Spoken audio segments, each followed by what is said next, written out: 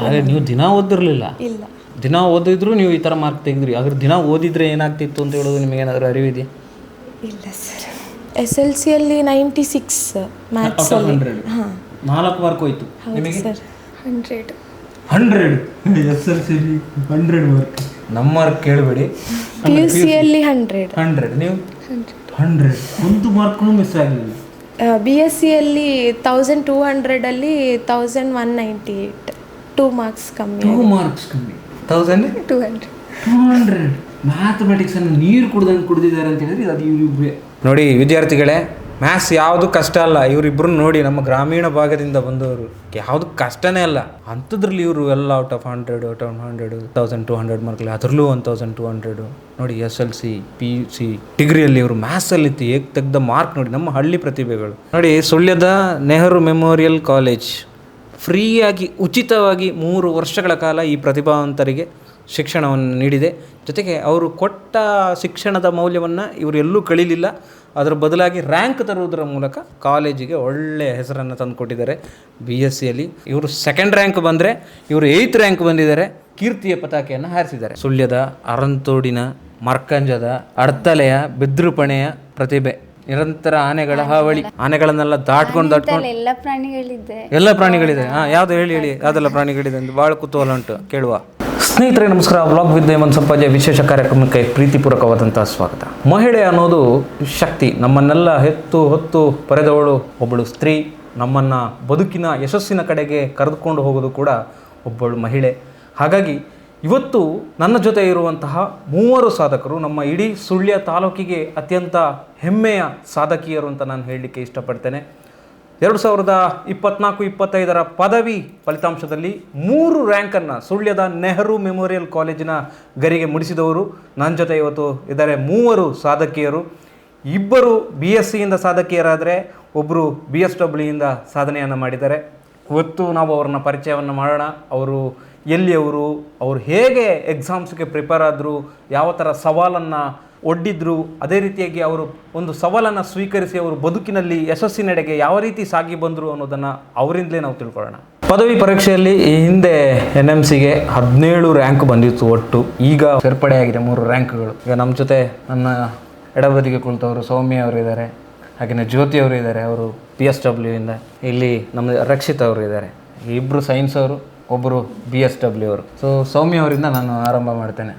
Studies ಅಂತ ವಿಚಾರ ಬಂದಾಗ ಇಡೀ ವರ್ಷದಲ್ಲಿ ಯಾವ ಥರ ನೀವು ಸ್ಟಡೀಸಿಗೆ ನಿಮ್ಮನ್ನು ನೀವು ಗುಡಿಸ್ಕೊಂಡಿದ್ರಿ, ಯಾವ ಥರ ನೀವು ಪ್ರಯತ್ನದಲ್ಲಿ ಇದ್ರಿ ಅಂತ?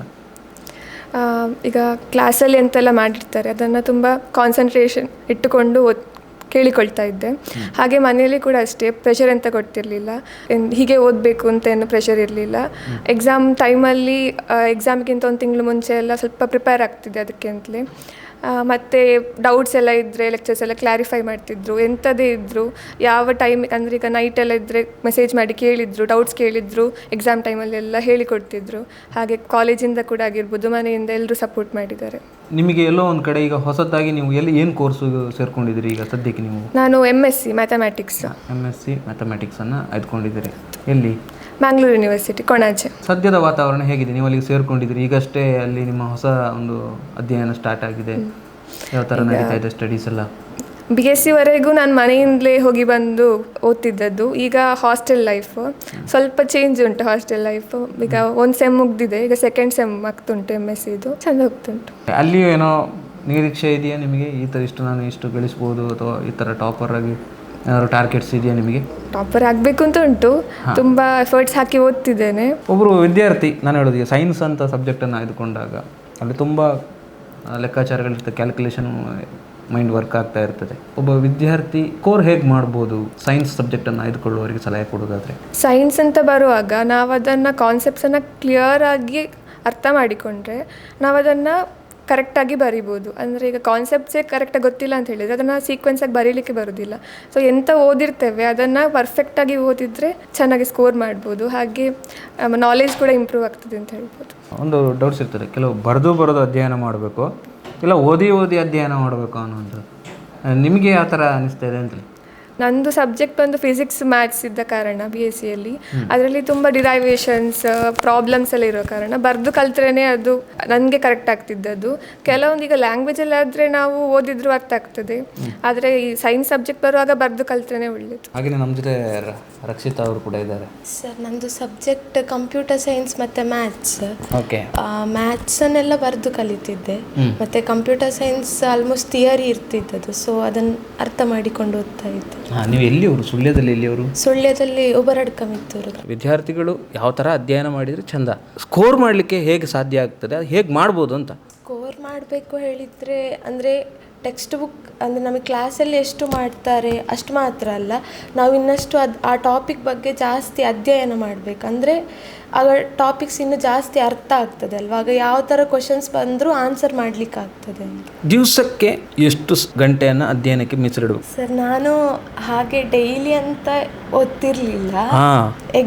ಈಗ ಎಕ್ಸಾಮ್ ಉಂಟು ಅಂತ ಹೇಳಿ ಟೈಮ್ ಟೇಬಲ್ ಬರ್ತಿತ್ತಲ್ಲ, ಸೊ ಆಗ ಚಂದ ಓದ್ತಿದ್ದೆ, ಮತ್ತು ಕ್ಲಾಸಸ್ ಎಲ್ಲ ಸರಿ ಕೇಳ್ತಿದ್ದೆ. ಮತ್ತೇನಾದರೂ ಡೌಟ್ಸ್ ಇದ್ದರೆ ಅವತ್ತೇ ಮರುದಿನ ಬಂದು ಅವ್ರ ಹತ್ರ ಕೇಳ್ತಿದ್ದೆ, ಸರ್ ಮ್ಯಾಮ್ ಹತ್ರ ಎಲ್ಲ. ಸೊ ಅವರು ಏನು ಕೇಳಿದ್ರು ಸಹ ಚಂದ ಹೇಳಿಕೊಡ್ತಿದ್ರು, ಎಂಥ ಡೌಟ್ಸ್ ಇದ್ದರೂ ಕ್ಲಿಯರ್ ಮಾಡ್ತಿದ್ರು. ಹಾಗೆ ನೀವು ದಿನ ಓದಿರಲಿಲ್ಲ? ಇಲ್ಲ, ದಿನ ಓದಿದ್ರು ನೀವು ಈ ಥರ ಮಾರ್ಕ್ ತೆಗೆದ್ರಿ. ಹಾಗಾದ್ರೆ ದಿನ ಓದಿದ್ರೆ ಏನಾಗ್ತಿತ್ತು ಅಂತ ಹೇಳೋದು ನಿಮಗೇನಾದರೂ ಅರಿವಿದೆಯಾ? ಇಲ್ಲ ಸರ್.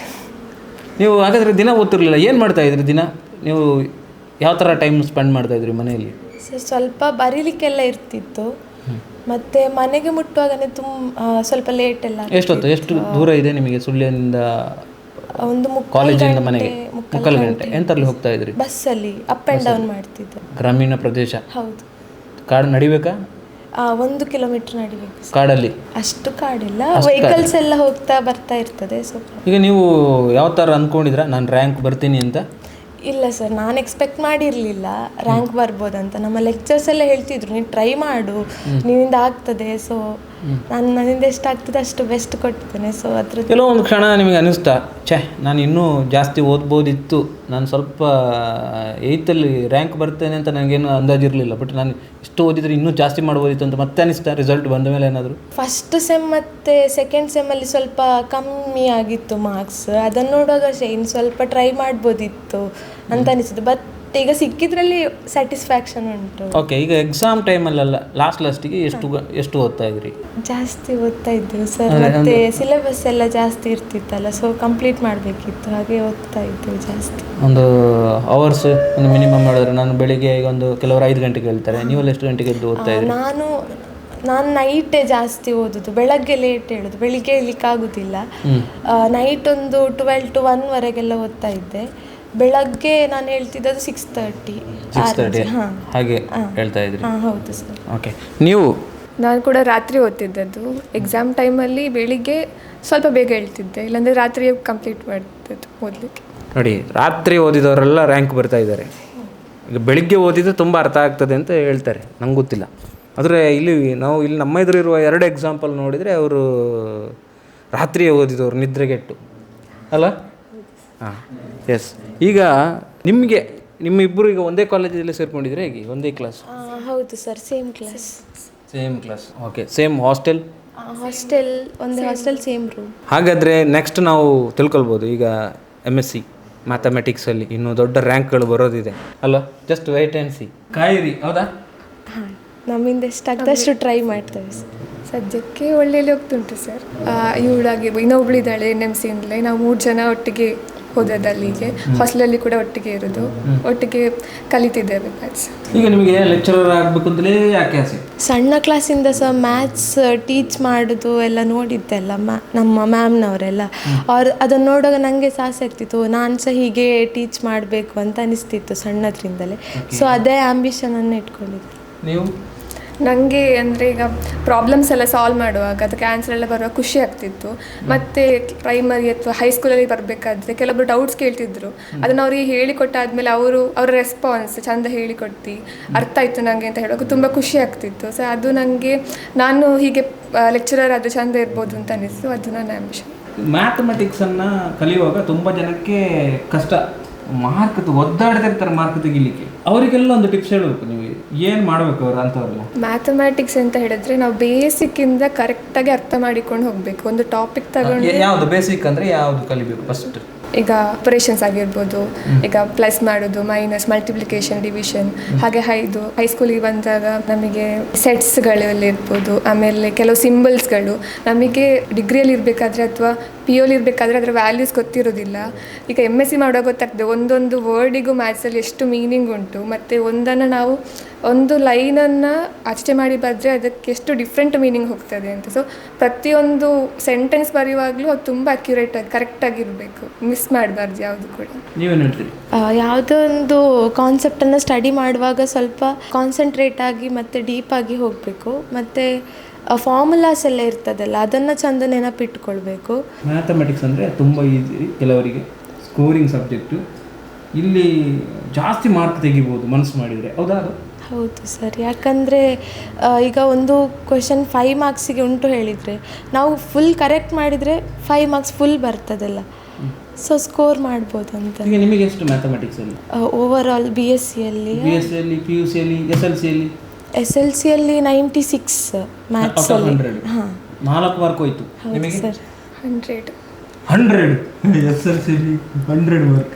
ನಮ್ಮ ಮಾರ್ಕ್ ಕೇಳಬೇಡಿ. PUCಯಲ್ಲಿ 100. ನೀವು 100 ಒಂದು ಮಾರ್ಕ್ ಮಿಸ್ ಆಗಲಿಲ್ಲ. BScಯಲ್ಲಿ 1200ಅಲ್ಲಿ 1198, 2 ಮಾರ್ಕ್ಸ್ ಕಮ್ಮಿ. 2 ಮಾರ್ಕ್ಸ್ ಕಮ್ಮಿ. 1200 ಮ್ಯಾಥಮೆಟಿಕ್ಸ್ ಅನ್ನು ನೀರು ಕುಡ್ದಂಗೆ ಕುಡಿದಿದ್ದಾರೆ ಅಂತ ಹೇಳಿದ್ರೆ ಅದು ಇವ್ರಿಬ್ರೆ. ಹೆಂಗೆ ಜಸ್ಟ್ ಒಂದೊಂದು 2 ಮಾರ್ಕ್ ಮಿಸ್ ಆಗಿತ್ತು. ಅದರಲ್ಲೂ ಇವ್ರಿಗಂತೂ 100 ಇದೆ, 1200 ಔಟ್ ಆಫ್ ಅಲ್ಲಿ 1200. ಏನು ಕಮಾಲ್ ಮಾಡಿದ್ದಾರೆ ಗೊತ್ತಿಲ್ಲ. ಆದರೆ ಅವರು ಹೇಳಿದ್ದು ಏನಂತ ಹೇಳಿದ್ರೆ ಸ್ಟೂಡೆಂಟ್ಗಳಿಗೆಲ್ಲ ಒಂದು ಮಾತು ಹೇಳಿದರು, ಸೂತ್ರಗಳು ಪ್ಲಸ್ ಮೈನಸ್ ಭಾಗಿಸು ಗುಣಿಸು ಇದನ್ನೆಲ್ಲ ಚಂದ ಕಲ್ತಿದ್ರೆ, ಮತ್ತು ಡೆಫಿನೇಷನ್ಸಿಗೆ ಜಾಸ್ತಿ ಇಂಪಾರ್ಟೆನ್ಸ್ ಕೊಡಬೇಕು. ಡೆಫಿನಿಷನ್ಸ್, ಸಿಂಬಲ್ಸ್ ನೋಡಿ ವಿದ್ಯಾರ್ಥಿಗಳೇ, ಮ್ಯಾಥ್ಸ್ ಯಾವುದು ಕಷ್ಟ ಅಲ್ಲ. ಇವರಿಬ್ಬರು ನೋಡಿ ನಮ್ಮ ಗ್ರಾಮೀಣ ಭಾಗದಿಂದ ಬಂದವರು, ಯಾವುದು ಕಷ್ಟನೇ ಅಲ್ಲ. ಅಂಥದ್ರಲ್ಲಿ ಇವರು ಎಲ್ಲ ಔಟ್ ಆಫ್ 100, 1200 ಮಾರ್ಕ್ಲಿ, ಅದರಲ್ಲೂ 1200 ನೋಡಿ. SLC, PUC, ಡಿಗ್ರಿಯಲ್ಲಿ ಇವರು ಮ್ಯಾಥ್ಸಲ್ಲಿ ತೆಗೆದ ಮಾರ್ಕ್ ನೋಡಿ. ನಮ್ಮ ಹಳ್ಳಿ ಪ್ರತಿಭೆಗಳು, ನಾವು ಬಾಕಿ ಉಳಿದವ್ರನ್ನೆಲ್ಲ ಕಂಪೇರ್ ಮಾಡೋದು ಬೇಡ. ನಮ್ಮ ಹಳ್ಳಿಯವರು ಯಾವುದಕ್ಕೆ ಕಮ್ಮಿ ಇಲ್ಲ. ಎಲ್ಲಿ ಸಿಟಿಯಲ್ಲಿರೋ ಮಾರ್ಕ್ಗಳು ಎಷ್ಟೋ ಫೀಸ್ ಕಟ್ಕೊಂಡೆಲ್ಲ ಹೋಗ್ತಾರೆ, ಅಪ್ಪ ಅಮ್ಮ ಅಂದ್ರೆ ಕಳಿಸ್ತಾರೆ, ಲಕ್ಷಾಂತರ ರೂಪಾಯಿ ಫೀಸ್ ಕಟ್ಟಿ. ನಮ್ಮ ಮಕ್ಕಳು ನೋಡಿ ಎಷ್ಟು ಗ್ರಾಮೀಣ ಭಾಗದಲ್ಲಿದ್ದು ಕಡಿಮೆ ಸೌಲಭ್ಯದಲ್ಲಿ ಮ್ಯಾಕ್ಸಿಮಮ್ ಮಾರ್ಕ್ ಇದ್ದಾರೆ. ಹೇಗುಂಟು ಮನೇಲಿ ಸೌಲಭ್ಯ ಎಲ್ಲ ನಿಮಗೆ? ಪರವಾಗಿಲ್ಲ, ಒಳ್ಳೆದುಂಟು, ಎಲ್ಲ ಒಳ್ಳೆ ಸಪೋರ್ಟ್ ಮಾಡಿ. ಮನೆ ಕಡೆ ಅಪ್ಪ ಅಮ್ಮ ದುಡ್ಡಲ್ಲಿ ಹೇಗುಂಟು ಸೌಲಭ್ಯ ನಿಮಗೆ? ನಿಮಗೆ ತೊಂದರೆ ಇಲ್ಲ. ಮತ್ತು ಮ್ಯಾನೇಜ್ಮೆಂಟ್ ಕೂಡ ಅಷ್ಟೇ, ನಮಗೆ PU ಅಲ್ಲಿ ಒಳ್ಳೆ ಮಾರ್ಕ್ ಇದ್ದ ಕಾರಣ ಫ್ರೀ ಸೀಟನ್ನು ಮಾಡಿಕೊಟ್ಟಿದ್ರು, ಅದು ಕೂಡ ತುಂಬ ಹೆಲ್ಪ್. ನಿಮಗೆ NMC ಫ್ರೀ? ಹೌದು, ನಮಗೆ ಸಹ ಫ್ರೀ. 3 ವರ್ಷ ಕೂಡ. ನೋಡಿ, ಸುಳ್ಯದ ನೆಹರು ಮೆಮೋರಿಯಲ್ ಕಾಲೇಜ್ ಫ್ರೀಯಾಗಿ ಉಚಿತವಾಗಿ 3 ವರ್ಷಗಳ ಕಾಲ ಈ ಪ್ರತಿಭಾವಂತರಿಗೆ ಶಿಕ್ಷಣವನ್ನು ನೀಡಿದೆ. ಜೊತೆಗೆ ಅವರು ಕೊಟ್ಟ ಶಿಕ್ಷಣದ ಮೌಲ್ಯವನ್ನು ಇವರು ಎಲ್ಲೂ ಕಳೀಲಿಲ್ಲ. ಅದರ ಬದಲಾಗಿ ರ್ಯಾಂಕ್ ತರುವುದರ ಮೂಲಕ ಕಾಲೇಜಿಗೆ ಒಳ್ಳೆಯ ಹೆಸರನ್ನು ತಂದುಕೊಟ್ಟಿದ್ದಾರೆ. BScಯಲ್ಲಿ ಇವರು 2nd ರ್ಯಾಂಕ್ ಬಂದರೆ ಇವರು 8th ರ್ಯಾಂಕ್ ಬಂದಿದ್ದಾರೆ. ಕೀರ್ತಿಯ ಪತಾಕೆಯನ್ನು ಹಾರಿಸಿದ್ದಾರೆ. ಸುಳ್ಯದ NMCಯ BSW ಅವರು ಕೂಡ ಯಾವುದ್ರಲ್ಲಿ ಕಮ್ಮಿ ಇಲ್ಲ. ನಾವು ಕೂಡ ಮನಸ್ಸು ಮಾಡಿದರೆ ಏನು ಬೇಕಾದರೂ ಮಾಡ್ತೇವೆ. ಯಾಕಂತಂದರೆ ಇವರು ಪಾಪ ಬೆದ್ರುಪಣೆ ಅಂತ ಸುಳ್ಯದ ಅರಂತೋಡಿನ ಮರ್ಕಂಜದ ಅಡ್ತಲೆಯ ಬೆದ್ರುಪಣೆಯ ಪ್ರತಿಭೆ. ನಿರಂತರ ಆನೆಗಳ ಹಾವಳಿ, ಆನೆಗಳನ್ನೆಲ್ಲ ದಾಟ್ಕೊಂಡು ಎಲ್ಲ ಪ್ರಾಣಿಗಳಿದೆ. ಯಾವ್ದು ಹೇಳಿ ಯಾವ್ದೆಲ್ಲ ಪ್ರಾಣಿಗಳಿದೆ ಅಂತ ಭಾಳ ಕುತೂಹಲ ಉಂಟು, ಕೇಳುವ. ಕಾಡು ಕೋಣ ಆ ಥರದ್ದೆಲ್ಲ ಸಿಕ್ಕಿದೆ ಕೂಡ. ಕಾಲೇಜಿಗೆಲ್ಲ ಬರುವಾಗ ಏನೇನು ಸವಾಲಾಗ್ತಿತ್ತು ನಿಮಗೆ? ರೋಡ್ ಬದಿಯಲ್ಲೆಲ್ಲ ಬರ್ತಾ ಇದ್ರಲ್ಲ. ನಾನು ಪ್ರೈಮರಿ ಇದು ಅಡ್ತಲೆಯಲ್ಲಿ ಮಾಡಿದ್ದು, ಹಾಗೆ ಹೈಸ್ಕೂಲ್ ಮತ್ತು PU NMPC ಅರಂತೋಡಲ್ಲಿ ಮಾಡಿದ್ದು. ಇದು ಡಿಗ್ರಿಗೆ ಹಾಸ್ಟೆಲಿಂದಲೇ ಇಲ್ಲಿ ವಿಭಜನೆ ಹಾಸ್ಟೆಲಲ್ಲಿ ಅಧ್ಯಯನ ಮಾಡಿರುವಂಥದ್ದು. PUC ಸ್ವಲ್ಪ ಕೊರೋನಾ ಟೈಮ್, ನಮಗೆ ಫಸ್ಟ್ PU ಕ್ಲಾಸಸ್ಸೇ ಇರ್ತಿರಲಿಲ್ಲ. ಸೆಕೆಂಡ್ PUಗೆ ನಮಗೆ ಕ್ಲಾಸಸ್ ಎಲ್ಲ ಇದಾಗಿದ್ದು. ಅಲ್ಲಿ ಕೂಡ ತುಂಬ ಅಂದರೆ ಈ ಬಸ್ ಇರ್ತಿರಲಿಲ್ಲ ಲಾಕ್ಡೌನಿಂದಾಗಿ, ಹಾಗೆಲ್ಲ ತುಂಬ ಪರಿಸ್ಥಿತಿ ಎಲ್ಲ ಎದುರಾಗಿತ್ತು ಸರ್. ಎಷ್ಟನೇ ರ್ಯಾಂಕ್ ಬಂದ್ರಿ? First rank. ಯೂನಿವರ್ಸಿಟಿಗೆ first rank BSW. Very good. ನೀವು ನಿಮ್ಮ ಸಬ್ಜೆಕ್ಟ್ ವೈಸ್ ನೋಡಿದ್ರೆ ಯಾವ ಥರ ನಿಮ್ಮ ಅದನ್ನು ಎದುರಿಸ್ಕೊಂಡು ಅಂದರೆ ಸಬ್ಜೆಕ್ಟ್ ವೈಸ್? ನಮಗೆ ಸಬ್ಜೆಕ್ಟ್ ಈ ಥರದಂತೇಳಿಲ್ಲ. ಮ್ಯಾಥ್ಸ್ ಆಗಿರ್ಬೋದು, ಇದು ಸೆಮ್ ಚೇಂಜ್ ಆಗ್ತಾ ಇರ್ತದೆ. ಪ್ರತಿ ಸೆಮ್ಮಲ್ಲಿ ಸಬ್ಜೆಕ್ಟ್ ಚೇಂಜ್ ಆ ಥರ ಎಲ್ಲ. ಓದಿದಂದರೆ ಎಕ್ಸಾಮ್ ಟೈಮ್ ಟೇಬಲ್ ನಂತರ ಸಹ ಓದ್ತಿರಲಿಲ್ಲ. ಎಕ್ಸಾಮ್ ಇತ್ತು 1 ವಾರಕ್ಕೆ 4 ದಿವಸ ಅಷ್ಟರಲ್ಲೇ ಓದ್ತಿದ್ದದ್ದು. ಮತ್ತು ನಿದ್ದೆಗೆ ಕೂಡ ಅಷ್ಟೇ, ನಿದ್ದೆ ಅಂದರೆ ನಿದ್ದೆಗೆಟ್ಟೆಲ್ಲ ಅಷ್ಟು ಓದಲಿಲ್ಲ. ಒಂದು 6-7 ಗಂಟೆ ಆದರೂ ನಿದ್ದೆಗೆ ಸೀಮಿತ ಇರ್ತಿದ್ದೆ. ನೈಟ್ ಓದಿದ ಅಂದರೆ ನನಗೆ ಜಾಸ್ತಿ ಬೆಳಿಗ್ಗೆ ಓದಿದರೆ ಇದು ತಲೆ ನೋಡಿ, ಸೈನ್ಸ್ ಅವರು ರಾತ್ರಿ ಓದೋದು, BSW BA ಅವರು ಎಲ್ಲ ಬೆಳಿಗ್ಗೆ ಓದೋದು. ಹೌದು ಸರ್. ಹೌದಂತೆ ಅವ್ರು ಹೇಳ್ತಾ ಇದ್ದಾರೆ. ಯಾವ ಥರ ಆನೆ ಸಿಕ್ಕಿದ್ಯಾ ನಾವು ರೋಡಲ್ಲಿ ನಡ್ಕೊಂಡು ಬರ್ಬೇಕಾರೆ? ಇಲ್ಲ ಸರ್, ಅಂದರೆ ಆ ಥರ ಎಂತ ಆನೆ ಸಿಗಲಿಲ್ಲ ನೋಡಲಿಕ್ಕೆ. ಮನೆ ಅಂಗಳದಲ್ಲೆಲ್ಲಾಗಿ ಹೋಗಿದೆ, ಬಟ್ ಅದು ಗೊತ್ತಾಗ್ಲಿಲ್ಲ. ನೈಟ್ ಬೆಳಿಗ್ಗೆ ಎದ್ಮೇಲೆ ಗೊತ್ತಾಗ್ತಿತ್ತು ಆನೆ ಹೋಗಿದೆ ಅಂತ. ಅದರ ಹೆಜ್ಜೆ. ಕಾಡ್ಕೊಂಡು ಕಾಡು ಅದು ಈ ರಬ್ಬರ್ ತೋಟ ಅದ್ರೆಲ್ಲ ಜಾಸ್ತಿ ಇರ್ತದಲ್ಲ. ನೀವು ಕಾಲೇಜಿಗೆ ಹೋಗ್ತಾ ಬರ್ತಾ ಇರ್ತಿದ್ರಲ್ಲ, ಹೇಗೆ ಹೋಗ್ತಿದ್ರಿ, ಹೇಗೆ ಬರ್ತಾ ಇದ್ರಿ, ಎಷ್ಟು ಗಂಟೆಗೆ ಹೋಗ್ತಾ ಇದ್ರಿ? ಅಂದರೆ ಬೆಳಿಗ್ಗೆ ಫಸ್ಟಿಗೆ ಹೈಸ್ಕೂಲಲ್ಲಿ ಅಂದರೆ ಅದೊಂದು 7 ಗಂಟೆ ಬಸ್ ಇರ್ತಿದ್ವಿ. ನಡ್ಕೊಂಡು ನಾವು 1-2 ಇರ್ತಿದ್ವಿ, ನಡ್ಕೊಂಡು ಹೋಗ್ತಿದ್ವಿ ಅಡ್ತಲೆ ತನಕ. ನೆಕ್ಸ್ಟ್ ಅಲ್ಲಿಂದ ಬಸ್ಸಲ್ಲಿ ಹೋಗ್ತಿದ್ವಿ. ಎಷ್ಟೆಲ್ಲ ನೀವು ಪ್ರಯತ್ನ ಮಾಡಿ ಇವತ್ತು ಯಶಸ್ವಿ ಆಗಿದ್ರಿ. ಹೌದು ಸರ್. ನಮ್ಮ ಅಡ್ತಲೆ ಭಾಗ ತುಂಬ ಪ್ರತಿಭಾನ್ವಿತರಿಂದ ಕೂಡಿದೆ ಅನಿಸುತ್ತೆ. ಇತ್ತೀಚೆಗೆ ಒಬ್ಬರು ಸೈನ್ಯಕ್ಕೆ ಹೋದ್ರು, ಸುಸ್ಮಿತಾ. ಇನ್ನೊಬ್ರು ನಿಮ್ಮಲ್ಲಿಂದ ಪುಸ್ತಕ ಎಲ್ಲ ಬರೆದಿದ್ದಾರೆ. ಪ್ರಾಪ್ತಿ, ಅವಳು ನನ್ನ ಕ್ಲಾಸ್ಮೇಟ್. ಪ್ರಾಪ್ತಿ ಇದು ಪ್ರೈಮರಿಯಿಂದಲೇ ಕ್ಲಾಸ್ಮೇಟ್. ನಮ್ಮ ಅರಂತೋಡು ಭಾಗದ ಅಡ್ತಲೆಯ ಆ ಪರಿಸರದಲ್ಲಿ ಪ್ರತಿಭಾನ್ವಿತರು ಇದ್ದಾರೆ. ಈಗ ನೀವು ಎಂತ ಮಾಡ್ಬೇಕು ಅಂದಿದ್ರಿ? ಅಂದರೆ ನೆಕ್ಸ್ಟ್ ನಾನು specialisation medical and psychiatric social work ತಗೊಳ್ಳೋದು. ನೆಕ್ಸ್ಟ್ ಮೆಡಿಕಲ್ ಕೌನ್ಸಿಲರ್ ಆಗಿ ಮುಂದೆ ನನ್ನ ಗೋಲ್ ಇರುವಂಥದ್ದು. ಆ್ಯಕ್ಚುಲಿ ನಂದು ಫಸ್ಟಿಗೆ ಈ ಕಾಂಪಿಟೇಟಿವ್ ಎಕ್ಸಾಮ್ PDO ಆ ಥರದ್ದೆಲ್ಲ ನಂಗೆ ಅಂದರೆ ಈಗಲೂ ಇಂಟ್ರೆಸ್ಟ್ ಇದೆ, ಟ್ರೈ ಮಾಡ್ತೇನೆ ಕಾಂಪಿಟೇಟಿವ್ ಎಕ್ಸಾಮ್ಸಿಗೆಲ್ಲ. ಅದ್ರಲ್ಲಿ ಈ BSW ತಗೊಂಡ್ಮೇಲೆ ಅಂದರೆ ಫುಲ್ ಚೇಂಜ್ ಆಯಿತು. ಅಂದರೆ ಈ ಥರ ಕೌನ್ಸಿಲರ್ ಆಗಿ ಇದು ವರ್ಕ್ ಮಾಡಲಿಕ್ಕೆ ಇಷ್ಟಪಡ್ತೀನಿ. ನೀವೆಲ್ಲರೂ ಕೂಡ ಗ್ರಾಮೀಣ ಪ್ರದೇಶದಿಂದ ಬಂದವರು. ಈಗ ನೀವು ಹೇಳಿ, ಹೆಣ್ಣು ಅಂದರೆ ಎಷ್ಟು ಇಂಪಾರ್ಟೆಂಟ್ ಈ ಸಮಾಜಕ್ಕೆ? ಅಂದರೆ ಈಗಲೂ ಅದು ಸೊಸೈಟಿಯಲ್ಲಿ ಇದೆ, ಹೆಣ್ಣಿಂದ ಎಂತ ಆಗಲಿಕ್ಕಿಲ್ಲ ಅಂತೇಳಿ. ಬಟ್ ಅವಳು ಪ್ರಯತ್ನ ಪಟ್ಟರೆ ಎಲ್ಲ ಸಾಧಿಸ್ಬೋದು ಅಂತ ಈಗ ಎಲ್ಲ ಹೆಣ್ಣು ಮಕ್ಕಳನ್ನು ನೋಡಿದ್ರು ಅನುಭವ ಆಗ್ತದಲ್ಲ ಸರ್. ಈಗ ಎಲ್ಲ ಫೀಲ್ಡಲ್ಲಿ ಸಹ ಮಹಿಳೆಯರೇ ಮೇಲ್ಕೈಯಲ್ಲಿದ್ದಾರೆ. ಬರೀ ಹೊರಗೆ ಮನೆಯ ವರ್ಕ್ ಮಾತ್ರ ಅಲ್ಲ, ಹೊರಗೆ ಸಹ ಕೆಲಸ ಮಾಡಿ ತೋರಿಸ್ಬೋದಂತ ಎಲ್ಲರೂ ಸಹ ಪ್ರೂವ್ ಮಾಡ್ತಿದ್ದಾರೆ. ಎಲ್ಲ ಫೀಲ್ಡಲ್ಲಿ ಕೂಡ ಮಹಿಳೆಯರೇ ಇದ್ದಾರೆ. ಹಾಗೆ ನಾನು ಹೇಳಬೇಕು ಅಂತ ಹೇಳಿ, ನನ್ನ ಮನೆಯಲ್ಲಿ 2 ಹೆಣ್ಮಕ್ಳು ಅಂತ ಹೇಳಿ ಯಾವತ್ತೂ ಗಂಡು ಮಕ್ಕಳಿಲ್ಲ ಅಂತ ಹೇಳಿ ಯಾವತ್ತೂ ಹೇಳಿಲ್ಲ.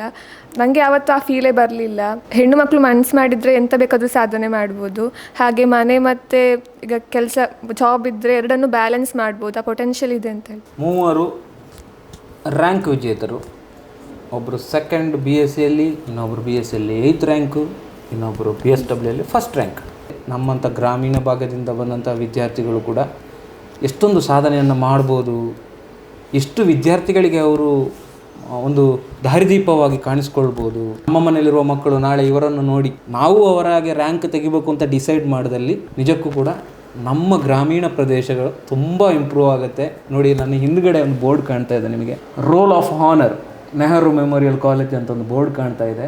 ಅದರಲ್ಲಿ ನೋಡಿ 17 ಜನ ವಿದ್ಯಾರ್ಥಿಗಳ ಸಾಧಕರ ಹೆಸರಿದೆ. 1980ರಿಂದ ಆ ಒಂದು ಸಾಧನೆ ಆರಂಭ ಆಗಿದೆ. 1st ರ್ಯಾಂಕ್ BAಯಿಂದ ಆರಂಭ ಆಗಿದೆ, ಪ್ರಭಾಕರ್ ರಾವ್ ಅನ್ನುವರು. ಅಲ್ಲಿಂದ ನಂತರ 2022 ತನಕ ಪವಿತ್ರ ಕೆ ಅನ್ನುವರು MCOM ಅವರು 10th ರ್ಯಾಂಕ್ ಬಂದಿದ್ದಾರೆ. ಅದಾದಮೇಲೆ 23, 24, 25 3 ವರ್ಷಗಳ ಬಳಿಕ ಈ ಕಾಲೇಜಿಗೆ 3 ರ್ಯಾಂಕ್ ಬಂದಿದೆ. ನಿಜಕ್ಕೂ ಹೆಮ್ಮೆ ಅನಿಸುತ್ತೆ ನನಗೆ ಈ ಸಹೋದರರ ಜೊತೆ ಕೂತು ನನಗೆ ಮಾತಾಡಲಿಕ್ಕೆ. ಹಾಗೆಯೇ ನೀವು ಇನ್ನಷ್ಟು ವಿದ್ಯಾರ್ಥಿಗಳಿಗೆ ಪೂರ್ತಿಯಾಗಿದ್ದೀರಿ ಈ ಇಂಟರ್ವ್ಯೂ ಮೂಲಕ ಅಂತ ನಾನು ಭಾವಿಸಿದ್ದೀನಿ. ಇಷ್ಟೊತ್ತು ನನ್ನ ಜೊತೆ ಮಾತಾಡಿದಂತಹ ಎಲ್ಲ ಸಹೋದರಿಯರಿಗೆ ಸಾಷ್ಟಾಂಗ ನಮಸ್ಕಾರಗಳು. All the best. ನಿಮ್ಮ ಮುಂದಿನ ಫ್ಯೂಚರ್ ತುಂಬ ಚೆನ್ನಾಗಿರಲಿ. ಅಷ್ಟು ಸಾಧನೆಗಳನ್ನು ಮಾಡಿ ನಮ್ಮ ಊರಿಗೆ, ನಮ್ಮ ರಾಜ್ಯಕ್ಕೆ ಒಳ್ಳೆ ಹೆಸರು ಬರುವಾಗ ಆಗಲಿ ಅಂತ ನಾನು ಕೇಳ್ಕೊಳ್ತೇನೆ. ನಮಗೆ ಇಷ್ಟು ರ್ಯಾಂಕ್ ಬರಲಿಕ್ಕೆ ಕಾರಣ ನಮ್ಮ ಲೆಕ್ಚರ್ಸ್ ಮತ್ತು ಮ್ಯಾನೇಜ್ಮೆಂಟ್. ಅವರಿಗೆ ತುಂಬ ಹೃದಯದ ಧನ್ಯವಾದವನ್ನು ಹೇಳ್ತೇನೆ. ಫಸ್ಟಿಗೆ ಈ NMCಗೆ ಥ್ಯಾಂಕ್ಸ್ ಹೇಳಲಿಕ್ಕೆ ಇಷ್ಟಪಡ್ತೇನೆ. ಸುಳ್ಯದಲ್ಲೇ ಒಂದು ಈ ಥರ ಡಿಗ್ರಿ ಕೋರ್ಸಸ್ ಆಗಿರ್ಬೋದು ಅದನ್ನು ಪ್ರೊವೈಡ್ ಮಾಡಿದ್ದಾರೆ. ಸೊ ಅವರಿಗೆ ಫಸ್ಟ್ ಥ್ಯಾಂಕ್ಸ್ ಹೇಳಲಿಕ್ಕೆ ಇಷ್ಟಪಡ್ತೇನೆ. ನಾನೆಷ್ಟು ಖುಷಿ ಪಟ್ಟಿದ್ದನೋ ಗೊತ್ತಿಲ್ಲ. ಪ್ರೈಮರಿ ಟೀಚರ್ಸ್ ಆಗಿರ್ಬೋದು, ಹೈಸ್ಕೂಲ್ ಟೀಚರ್ಸ್ ಆಗಿರ್ಬೋದು, ಮತ್ತು ಈಗ PU ಲೆಕ್ಚರ್ಸ್ ಆಗಿರ್ಬೋದು, ಮತ್ತು NMCಯಲ್ಲಿ ನಮ್ಮ ಡಿಪಾರ್ಟ್ಮೆಂಟ್ ಈಗ ಫಿಸಿಕ್ಸ್, ಮ್ಯಾಥ್ಸ್ ಮತ್ತು ಲ್ಯಾಂಗ್ವೇಜ್ ಬಿಟ್ಟು ಬೇರೆ ಈಗ ಬಾಟ್ನಿ, ಝಾಲಜಿ ಮತ್ತು BCom, BSW ಎಲ್ಲರೂ ಸಪೋರ್ಟ್ ಮಾಡಿದ್ದಾರೆ. ಎಲ್ಲರೂ ಒಳ್ಳೆ ಮಾರ್ಕ್ಸ್ ಬರಬೇಕು ಅಂತೆಲ್ಲ ಹೇಳ್ತಿದ್ರು. ಹಾಗೆ ಅವರೆಲ್ಲ ಆಶೀರ್ವಾದದಿಂದ ಮತ್ತು ಮನೆಯಲ್ಲಿ ಕೂಡ ಅಷ್ಟೇ ತುಂಬ ಸಪೋರ್ಟ್ ಮಾಡಿದ್ದಾರೆ. ಅವರೆಲ್ಲ ಆಶೀರ್ವಾದದಿಂದ ಒಳ್ಳೆ ಮಾರ್ಕ್ಸ್ ಬಂದಿದೆ. ಎಲ್ಲರಿಗೂ ಥ್ಯಾಂಕ್ ಯು ಹೇಳ್ತೀನಿ. ನಮಗೆ ಭಾಳ ಖುಷಿ ವಿಚಾರ ಅಂದರೆ ನಮ್ಮ ನೆಹರು ಮೆಮೋರಿಯಲ್ ಕಾಲೇಜಿಗೆ 3 ರ್ಯಾಂಕ್ಗಳು ಬಂದಿದೆ.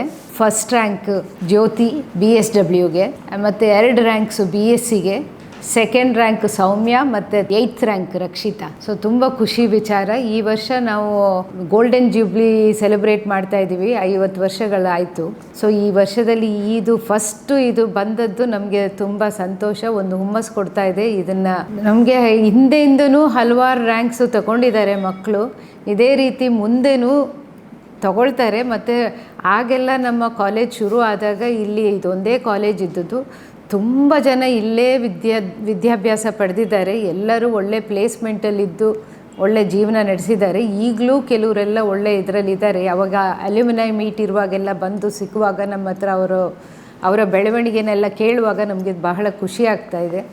ಸೊ ಅದೇ ರೀತಿ ಮುಂದೆನೂ ಈ ಕಾಲೇಜಿನ ಒಂದು ಒಳ್ಳೆ ಮಟ್ಟದಲ್ಲಿ ನಡೆಸ್ಕೊಂಡು ಹೋಗೋಕ್ಕೆ ನಾವೆಲ್ಲ ಪ್ರಯತ್ನ ಪಡ್ತೀವಿ. 24-25 ಸಾಲಿನ ಮಂಗಳೂರು ವಿಶ್ವವಿದ್ಯಾನಿಲಯದ ರ್ಯಾಂಕ್ ಪಟ್ಟಿಯನ್ನು ಬಿಡುಗಡೆ ಮಾಡಿದೆ. ಖುಷಿಯಾದ ವಿಚಾರ ಏನು ಅಂತ ಹೇಳಿದ್ರೆ, ನಮ್ಮ ಸಂಸ್ಥೆಯ ಹೆಮ್ಮೆಯ 3 ವಿದ್ಯಾರ್ಥಿನಿಯರು ರ್ಯಾಂಕ್ ಅನ್ನು ಪಡ್ಕೊಂಡಿದ್ದಾರೆ. BSW ವಿಭಾಗದ ವಿದ್ಯಾರ್ಥಿನಿ ಜ್ಯೋತಿ ಅವರು ಪ್ರಥಮ ರ್ಯಾಂಕ್ ಅನ್ನು ಪಡ್ಕೊಂಡಿದ್ದಾರೆ. ಅದೇ ರೀತಿ ಸೌಮ್ಯ ನಮ್ಮ ಸಂಸ್ಥೆಯ BSc ವಿಭಾಗದಲ್ಲಿ 2ನೇ ರ್ಯಾಂಕ್ ಅನ್ನು ಪಡ್ಕೊಂಡಿದ್ದಾರೆ. ಅದೇ ರೀತಿ ರಕ್ಷಿತಾ 8ನೇ ರ್ಯಾಂಕ್ ಅನ್ನು ಪಡ್ಕೊಂಡಿದ್ದಾರೆ. ತಮಗೆಲ್ಲ ಗೊತ್ತಿದ್ದಾಗ ನಾವು ಈ ವರ್ಷ 50ನೇ ವರ್ಷ ಸಂಭ್ರಮವನ್ನು ಆಚರಿಸ್ತಾ ಇದ್ದೇವೆ ನಮ್ಮ ನೆಹರು ಮೆಮೋರಿಯಲ್ ಕಾಲೇಜಲ್ಲಿ. ಈ 3 ವಿದ್ಯಾರ್ಥಿನಿಯರು ರ್ಯಾಂಕ್ ತಗೊಂಡು ನಮ್ಮ ಸಂಸ್ಥೆಗೆ ಇನ್ನಷ್ಟು ಘನತೆ ಗೌರವವನ್ನು ಹೆಚ್ಚಿಸಿದ್ದಾರೆ. ನಾನು ಅವರಿಗೆ ಅಭಿನಂದನೆ ಸಲ್ಲಿಸಲಿಕ್ಕೆ ಇಷ್ಟಪಡ್ತೇನೆ. ಹಾಗೂ ನಮ್ಮ ಎಲ್ಲ ಪ್ರಾಂಶುಪಾಲರು ಹಾಗೂ ಸಿಬ್ಬಂದಿ ವರ್ಗದವರು ಪ್ರತಿಯೊಬ್ಬರಿಗೂ ನಾನು ಅಭಿನಂದನೆಗಳನ್ನು ಸಲ್ಲಿಸಲಿಕ್ಕೆ ಇಷ್ಟಪಡ್ತೇನೆ. ನಮ್ಮ ವಿದ್ಯಾರ್ಥಿಗಳು ಈ ವರ್ಷ 3 ಜನ ಯೂನಿವರ್ಸಿಟಿಯ ರ್ಯಾಂಕನ್ನು ತಗೊಂಡಿದ್ದಾರೆ. ಸೈನ್ಸಿಂದ 2 ಮತ್ತು BSWಯಿಂದ 1 ಸ್ಟೂಡೆಂಟ್. BSWಯ ಜ್ಯೋತಿ ಇವರು ಫಸ್ಟ್ ರ್ಯಾಂಕನ್ನು ತಗೊಂಡಿದ್ದಾರೆ. ಮತ್ತು ಸೈನ್ಸಿಂದ ಸೌಮ್ಯ ಸೆಕೆಂಡ್ ರ್ಯಾಂಕ್ ಮತ್ತು ರಕ್ಷಿತಾ 8th ರ್ಯಾಂಕನ್ನು ಪಡ್ಕೊಂಡಿದ್ದಾರೆ.